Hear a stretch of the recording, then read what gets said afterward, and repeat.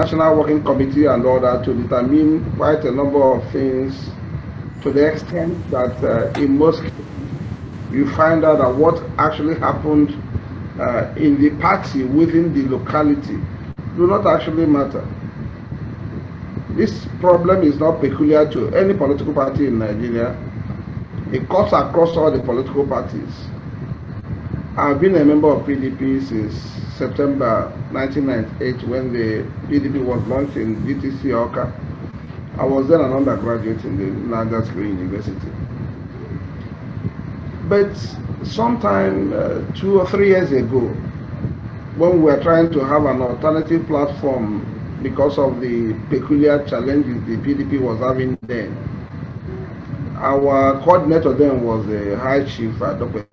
We looked at the challenges political parties were having, and we decided the best thing is to find a way to ensure that the only people who determine whatever the political parties do are all just the members of the political party. We decided to have members, and every member must contribute funding of the political parties, not by individuals, because political parties is just like another association where you need to make financial commitments.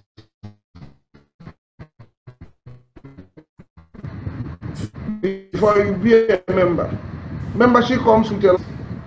You don't have to be one. That in the clients where people pay tax, it's easier to hold government accountable. It's something in political parties where you don't know every member of the political party hopes to get the cake from people who want to aspire for one thing or another.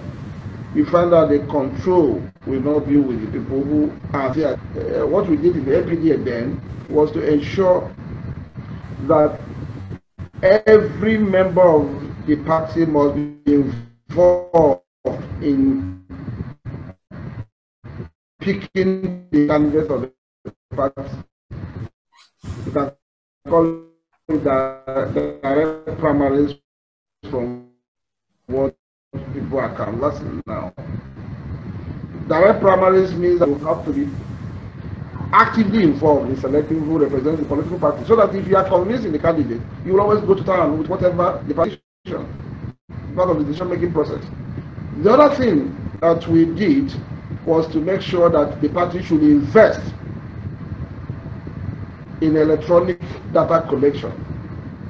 Every member of the party, his data should be with the political party, and you can vote. You must vote electronically. Of course, you looked utopian then, but actually, I'm not sure it will in any way encourage people faithfulness in political parties. If you're a member of a political party, you hope to run for an election in the next 3 years, in the next 4 years, as the case may be. You start putting the structures together.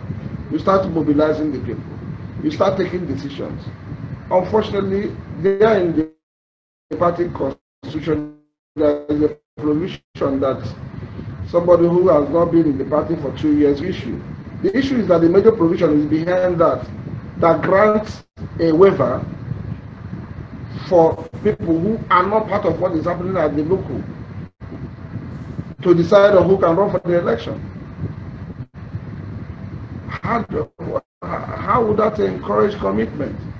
And the perception of people on how primaries, how their candidates are selected, has a lot to do on their understanding and belief in the process. And one way or the other, it affects democracy. So I think it's a very big challenge. The political parties should get it right. If you ask me, I think the idea of having the powers to grant waivers. For instance, somebody like me, although you could say that I was part of the process.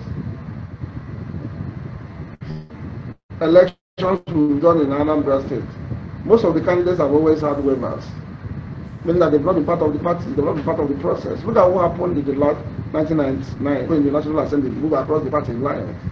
And they got back to that political parties and got the tickets. I'm sure you do not assume that those political parties do not have candidates or potential candidates mobilizing the party, putting the structure together, and they will tell you that somebody has office. If somebody has office, why, for instance, in Edo State, why didn't if Obaseke is the governor, and as the governor he has the clout to win an election?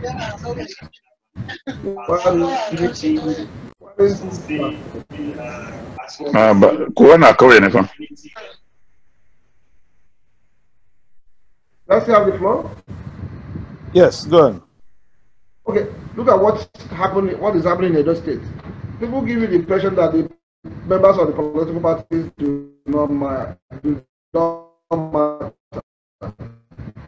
That once the person is coming with enough clout to win an election, so why did the Obaseki go to the Accord party? Why did the Obaseki consider? So you find out that you still take your decision, believing that those people down the line will always align with you. And at the end of the day, they have little or no role to play who gets the party ticket. For, first of all, making sure that the political parties are strong. And the first thing to do is to make sure that the members of the political parties are people who consider themselves members of a political party with high responsibility to ensure that they contribute and they ensure that they see to how the party runs. Not some other people bringing in billions to determine what happens. That confidence, have that trust, feel part of the political party. If the person is elected tomorrow, if he's not doing anything, trust me, they will have the confidence to say, no, this was not what we agreed before we gave you our vote to be our candidate.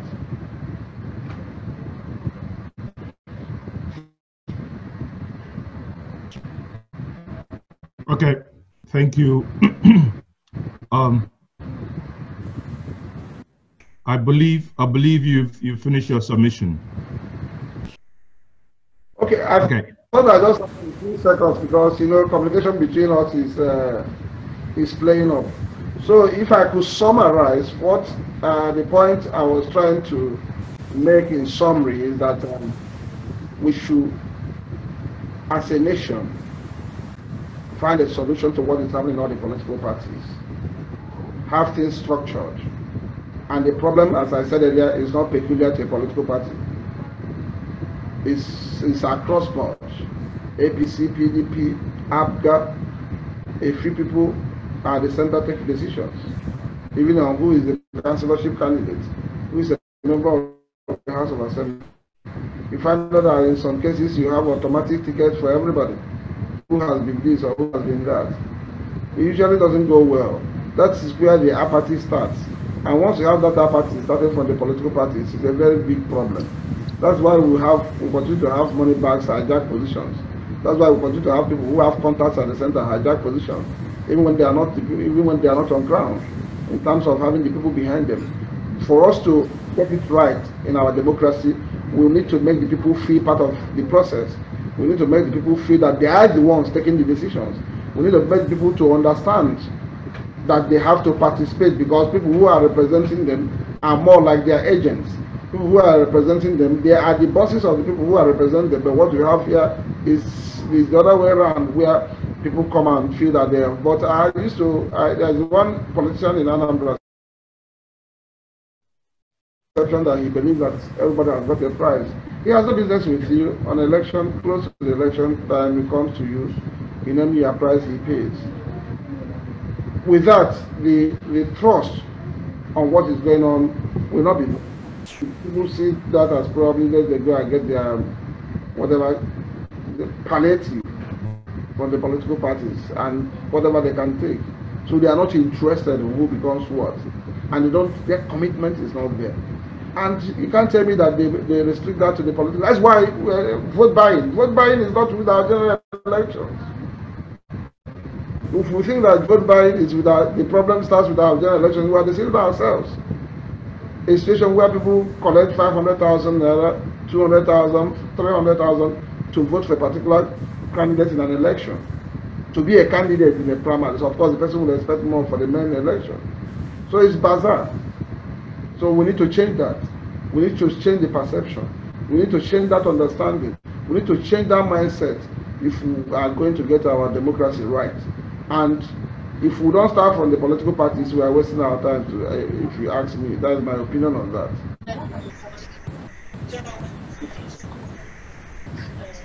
Okay, so thank you very much for your submission. I will be calling on. Can you hear me now? Yes, we can. Thank you. Okay.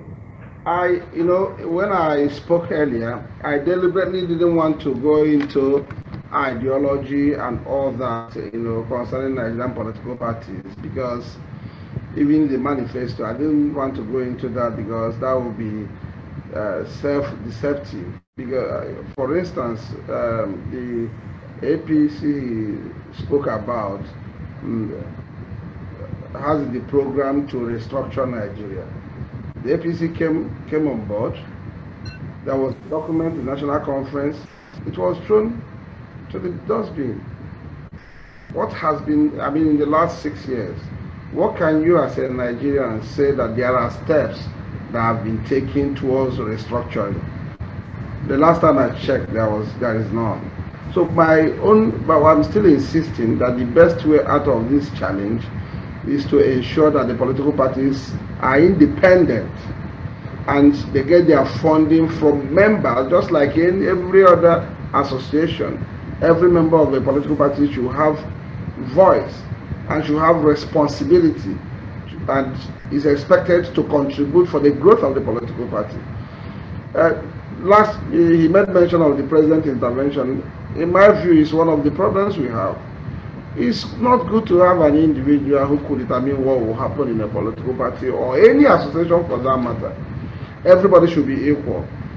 What they perceive as crisis, as far as I'm concerned, if they have allowed the process to go, we have disagreements. We have institutions. We should have strong institutions, not strong individuals. If anybody had issues with what was going on in APC, could have challenged that in court. In fact, the people who went to court were the people who got judgment. So you could have gone to court. The courts are still there. I want a situation where the political parties will evolve. You do not declare ideology by mere pronouncement. How many people wrote the manifesto of the APC? How many people wrote the manifesto of PDP? How many of them are still members of PDP today? Quite a number of them must have moved over. Some of them are not here. So what I'm saying is a situation where we need to have strong political parties. And the best way to go about it is to, first of all, give confidence to members of the political parties that whatever you want to do, it could be done within the political party. For instance, years back, in Anambra State, I still use Anambra State as an example. In Anambra State, the outgoing governor at then, Mr. Peter Obi, was perceived to have done very well, exceptionally well. It's expected that probably people who understudied him or one way or the other, people who are in the party, will take over for him.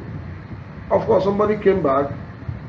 Before he became a member of the political party, he got a nomination form for the governorship before he registered as a member of the political party. What does that tell you? Will people still have confidence in the political party? Even my own political party is not an exception to tell you that I'm not talking about political parties here. And one of my discussion is how do we get it better? How do we move from where we are? In the last election in Anambra State, our candidate had to get the waiver before he could run for the governorship of Anambra State. The implication is that probably he was not in the political party for up to 2 years. So what I'm saying is a situation where we need to ensure that the political parties are strong. And what determines how is the best way to do that? Make the political parties strong, make them independent. But every member of the political party should contribute to whatever that is happening in the political party. People talk about presidency and all that. Personally, I'm not bothered about where the president comes from. If you have a president that will probably dredge River Niger, ensure that you have rails from Anambra to Maiduguri, you have small ships that will move down from Onitsha to Lokoja. Make sure that you report all the ports in the south are working. Do you really care where the person comes from? You don't. If the roads are done, do you care who does it? You don't. And if we are talking about ethnicity, it's not just our ethnicity, even in your families. People always look for one advantage or the other to have an edge over the other person. Even in your communities, they will say this person is from this bigger family. So it's not peculiar to us, it's a normal problem. So what we'll do, we go back to the drawing board, ensure that all the political parties restructure, rewrite their constitution. I told you that our experience in APDA, of course we couldn't survive it because it was not meant to be a political party, speaking. We had it as an alternative to what was going on in PDP then. Fortunately, the person we felt should, the group we felt should win the case in court won, and we all left APDA. But if you look at the constitution of APDA, the manifesto of APDA, every member of the APDA has the minimum he must contribute every year. You will have data capturing, you must vote. The election is direct primaries. Every member of APDA must vote. Can I have a follow-up question just quickly? Don't lose your train of thought here. But you mentioned about electronic data collection, and you mentioned about having the data for political parties. Is there any political party in Nigeria that has up-to-date data or that has electronic, database at all? Because let us bear in mind here, we are not just having this conversation. This conversation is regarding COVID-19 series, how we can turn crisis. We are in a crisis, how we can turn this crisis into an opportunity for the society, which this topic is the Nigerian democracy and party politics deficit, meaning there is deficit in this polity. How do we, your party PDP or the APC, is there any of them that can utilize the crisis that we are in now to organize their party to, like you said, have party membership where people pay 50 naira, 100 naira per month, to make them members? Does that exist? Does that exist within your party, or does that exist within APC? Go ahead, sir. Okay, to answer your question, as I told you, I'm a member of PDP, I'm not speaking for PDP. But coming to PDP, how do we resolve the problems we have? Sorry, but you're a member of the PDP. Do you have electronic, you mentioned it at the beginning, electronic data collection. Do you have your form, your PDP membership? Is that in electronic form? Is that any? Unfortunately, to the best of my knowledge, we don't. Okay, thank you. So. Continue then, go. You have answered the question. Continue. Yes, continue, yes. Go ahead. Okay, I should continue. Yes. Okay, so what I'm saying is that these are the things I didn't want to. I'm not here to start defending PDP over APC, APGA over Accord over PPA. That's not what I'm doing. What I'm saying is, how do we get it right? That is the best thing to do. Every political party should, for instance, the APC did their direct primaries. How many people voted? How many members of APC do we have? How do they know who voted? Who produced the register? Is there any way you can know? Is there any way you can make reference to APC register in, let's say, Edo State or Ondo State? I know the number of registered members. It's what they produce to you, and the document, the register could be manufactured over the night. So what I'm saying is that we need to have that solution. It's a fundamental thing that all the political parties should do. Unfortunately, you don't expect the political parties, people who are presiding over the political parties now, to do that. They will not, because you take the powers away from them. Okay, thank you very much. For that. Yeah, thank you very much.